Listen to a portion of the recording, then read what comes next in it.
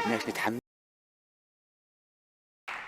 جوارير ثلج ما فيهم ثلج، كل ما بدنا جارور ثلج بدنا ننط عن جارتنا وفاء اقرضينا جارور ثلج. بيجيها بالبراد هشام، بيجيها بالبراد في ادويه، قطرات، حميل، دواء سعلي، كله خالص تاريخه. ودايما في قطره مشكوكه بين البيض ما حدا بيعرف كيف؟ بس انا بعرف. روق العين، هاي بتطفي العين. كلنا معنا غباش بعيوننا هشام من ورا هالقطرة، يعني مش معقول مش معقول. ولا تغطي وتوطي أكثر. بعز دين شهر آب هشام شوب، ما حدا طايق حدا، يعني حتى بالضيعة كان شوب. بكفيش المروحة عم تتغنج على سماديننا، عم تعمل حالة سشوار كمان.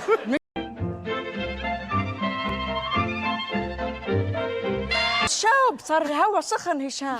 جاي بي حامل الدفاية قال بده يجرب شموعة إذا بعدها بتمشي للشتوية. بوقتها نشفوا البطاريات، تكت الطاقة، سهرنا كل الليل على شمعتين هشام. ايه مش معقول.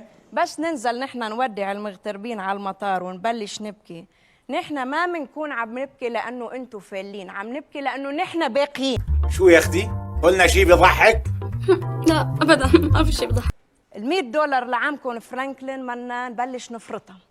لانه كل ما تجي فاتوره ما فيش معي فراتة $100، صرنا دافعين عنكم $100 على قولة ما معكم فراتة $100 هشام. اذا بتريدوا تدفع عنهم المحلات، يعني مش معقول.